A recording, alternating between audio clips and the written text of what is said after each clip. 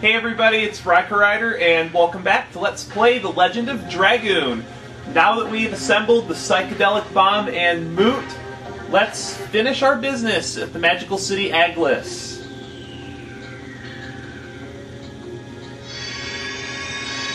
I guess there is one more area here. For some reason, the encounter rate on this screen is very high.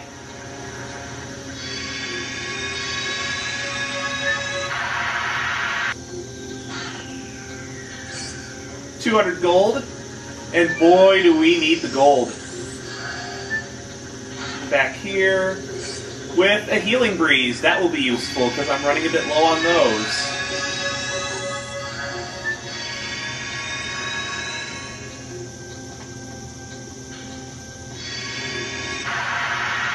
Alright, there's a save point here if you need it. And through this door is boss fight, which I need to prepare for, so I'm going to take care of that on my own time. Alright, we're back. I have decided that the party of Al and Haschel should be fine for this fight.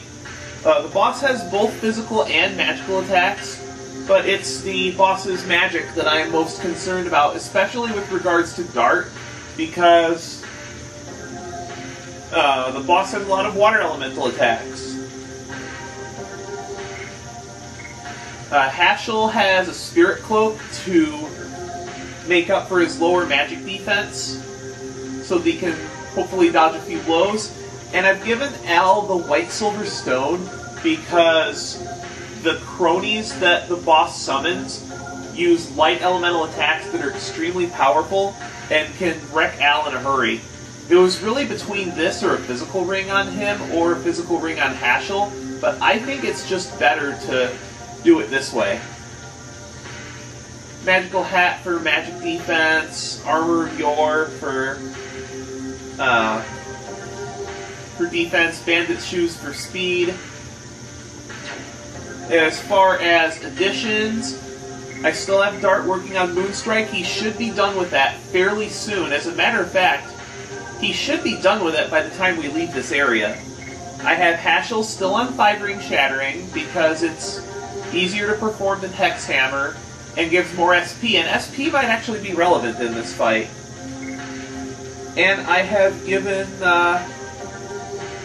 and I've moved Al to Rod Typhoon rather than Gust of Wind Dance, because I am hoping he finishes this edition up before the end of the area as well. That should do it. Let's go.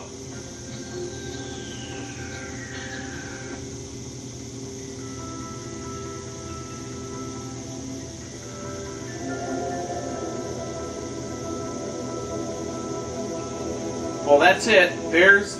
That's the Aglis Signet Sphere. And the last Kraken is protecting it. And for once, the last Kraken actually looks like a freaking Kraken instead of like the Divine Dragon looking like an Eldritch Abomination, the Sea Dragon looking weird. All the dragons in this game look weird. So for once, our Krakens are different. The hell? Zieg, we've stopped you. Wait, what? How is Zieg controlling the last Kraken?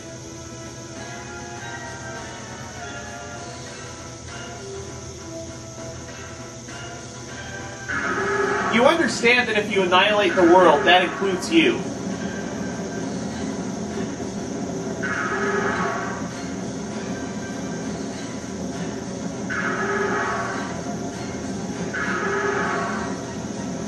Huh.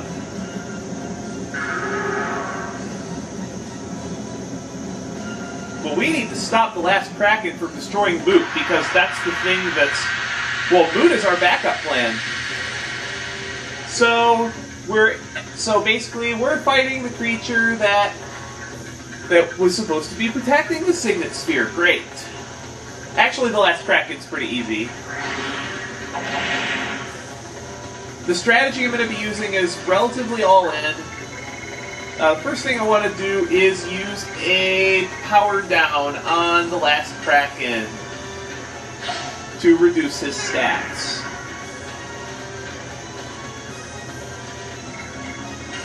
Then we're going to have Al use a power-up on Dart, and you can imagine what we're doing next. I know that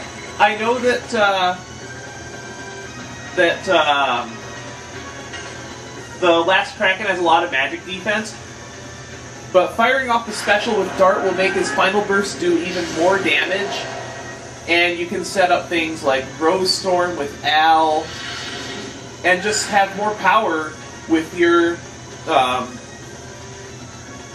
Dragoons. However, if you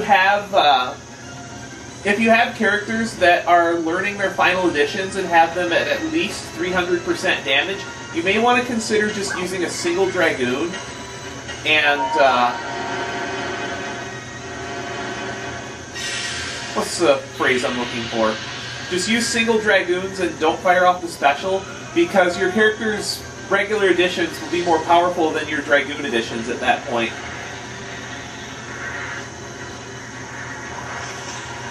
Unfortunately, I'm not really going to have time to take advantage of the automatic Dragoon edition from firing off the special, because Dart's pretty much going to be spamming Final Burst during this fight. 2,200 damage. How much HP does the last Kraken have? Last Kraken has a total of 12,000 HP, so I should be able to take him out in pretty short order. Let's see how much a Dragoon edition does to this thing. A really crappily performed Dragoon edition won't do hardly any damage. Look at that. It's only 400. You know what? I'm going to just use Rose Storm on Al's last turn as a Dragoon.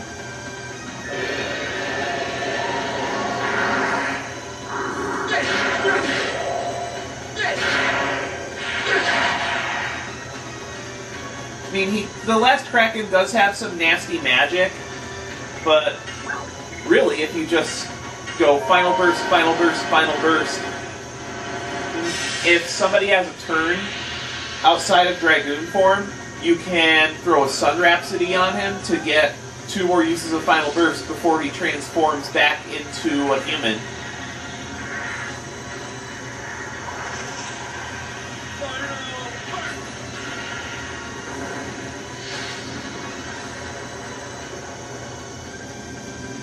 Because 3 Final Bursts is going to deal close to 7,000 damage.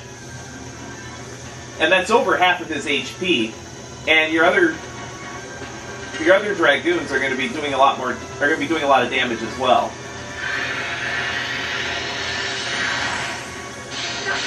That is, if you can actually perform their additions fairly well. And not just do scratch damage. There we go. Finally a perfect.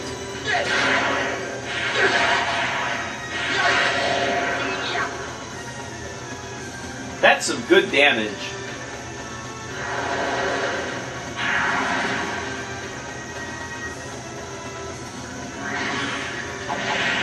Two turns in a row, wow. Am I even going to need Rose Storm here? Well, I may as well use it because I'm going to be hitting a recovery point relatively soon. So I may as well use its MP because I'm just going to restore it later.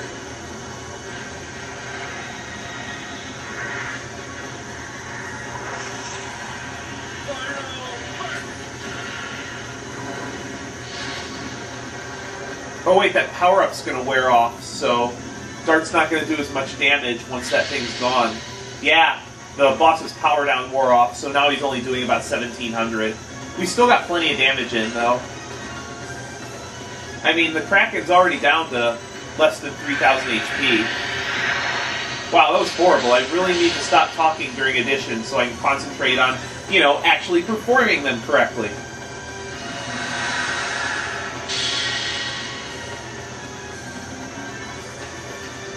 You know what? I'm not even going to bother with Rose Storm with this fight. Well, these are the two summons I was talking about. For now, I think I'm just going to ignore them and then drop the Psych Bomb when it gets back to Ashel's turn, because I believe he has the highest magic offense of my party members.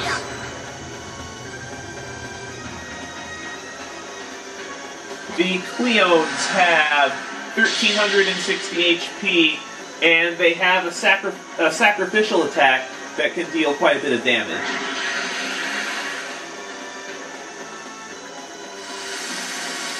Is this a flash haul?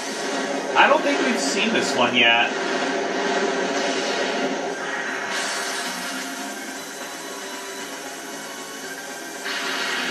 And that's very... is flesh? Yeah, I guess, yeah. He's got frozen jets, too.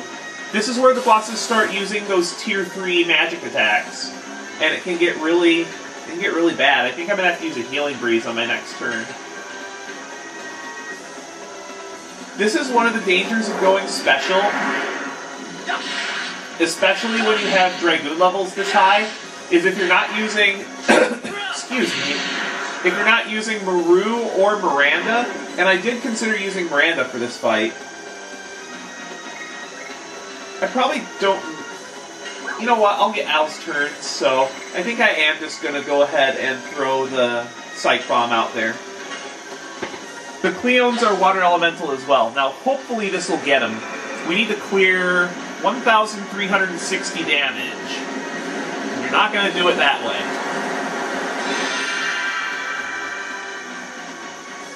And that's nowhere near enough. Now, hopefully Al gets his thank you. Healing Breeze time.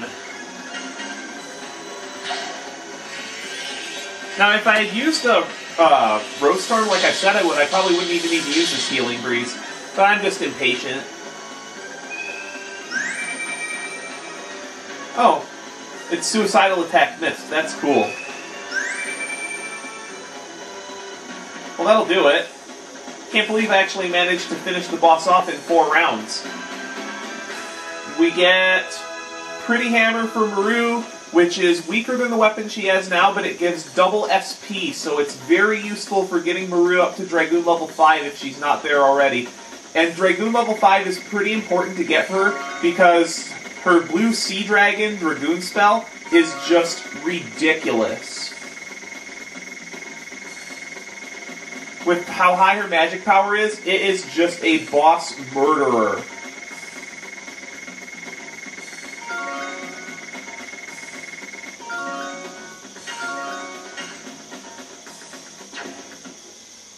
No new additions because we didn't use any additions in the fight. So yeah, and I believe we have all the additions.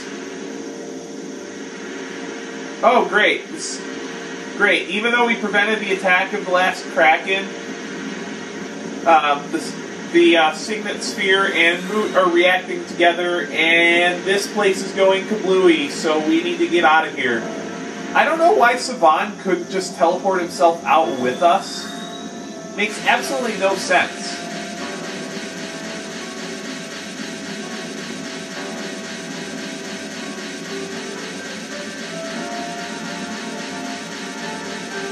Wings to fly the sky? What are those? Well, I guess we're not going to find out from him anytime soon, because he's dead.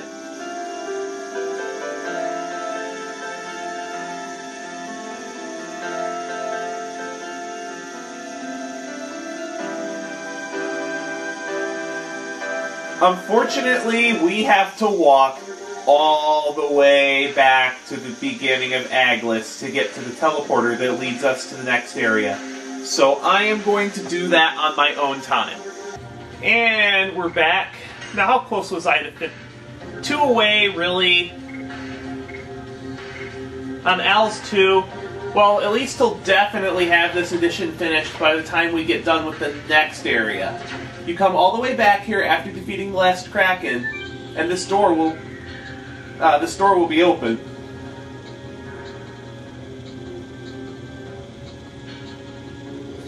And this door leads to a very special teleporter.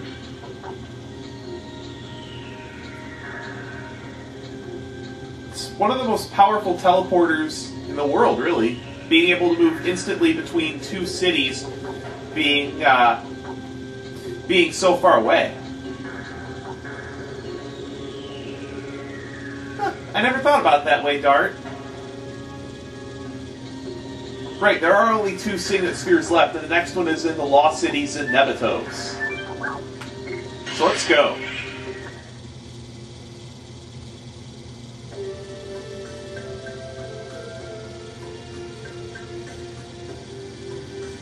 So Nebetos floated pretty high above the mountains of Kashua, and apparently it was right around the Velweb area.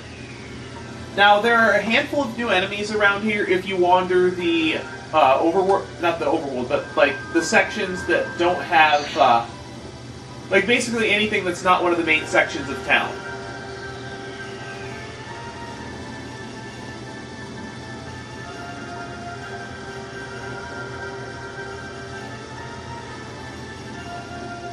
Right, this is a ruin. Oh, the strange thing is, this is a ruin that actually functions still. So apparently Nebetos has been under martial law for 10,000 years. Huh.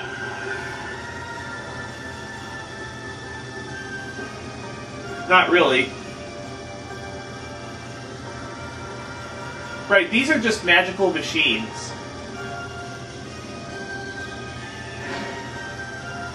What's that thing?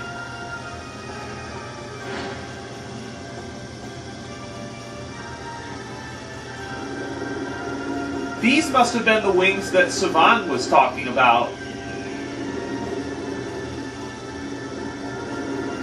Yeah, these are it, pros.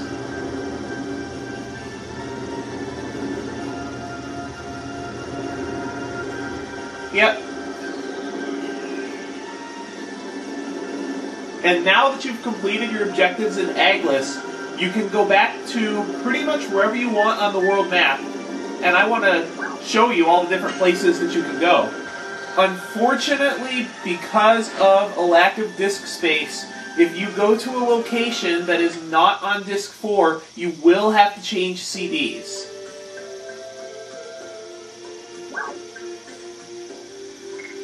Like, if you want to go back to Lohan or Bale, you're going to have to put Disc 2 in.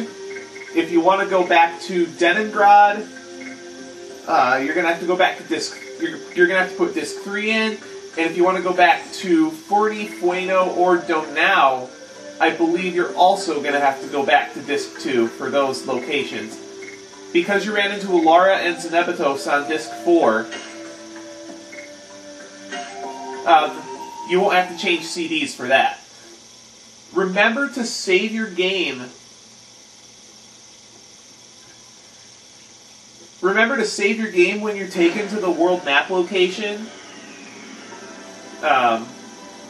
You know, the world map location on Disc 4. Basically, if you're playing on the PS3 with the PS1 discs, save your game and then insert whatever disc you need to go to that corresponds to that area of the map.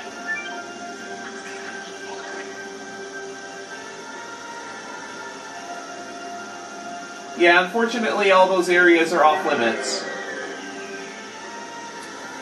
Including the area that has the Signet Sphere in it.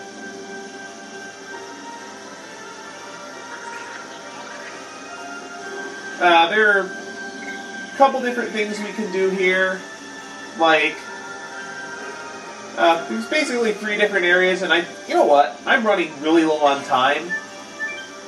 No, I don't want to go anywhere yet. Since I'm running low on time, I think I'm going to save the explanation of how Nebetos works for the next video.